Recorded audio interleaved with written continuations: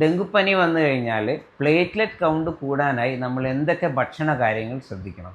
നന്നായിട്ട് വെള്ളം കുടിക്കുക, ഫ്രൂട്ട്സ് വെജിറ്റബിൾസ് നന്നായിട്ട് കഴിക്കുക. നമുക്ക് പപ്പായ കഴിക്കാം, അതുപോലെ അനാറ് കഴിക്കാം, ആപ്പിൾ കഴിക്കാം, ബനാന കഴിക്കാം. അങ്ങനെ എല്ലാ തരത്തിലുള്ള ഫ്രൂട്ട്സ് നന്നായിട്ട് കഴിക്കുക.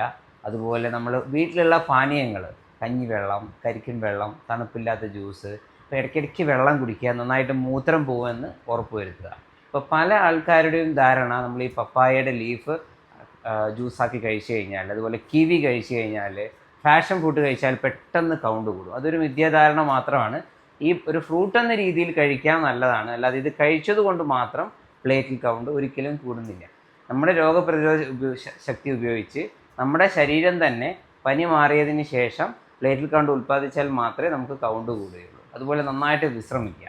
ഇപ്പോൾ ഈ പനി വരുന്ന സമയത്ത്, നല്ല ദേഹം വേദന വരുന്ന സമയത്ത് നിങ്ങൾക്ക് പാരസെറ്റമോൾ കഴിക്കാം. അല്ലാതെ നല്ല വേദന സംഹാരി മരുന്നുകളായ ഐബുപ്രൂഫിൻ, മെഫിനമിക് ആസിഡ്, മെഫ്താൽ പോലുള്ള മരുന്നുകൾ കഴിച്ചാൽ പ്ലേറ്റ്ലെറ്റ് കൗണ്ട് വീണ്ടും കുറയാനും ബ്ലീഡിങ് ടെൻഡൻസീസ് വരാനും സാധ്യതയുണ്ട്. ഈ ഇൻഫർമേഷൻ എല്ലാവരിലേക്കും ഷെയർ ചെയ്യുക ഉപയോഗപ്രദമാവട്ടെ.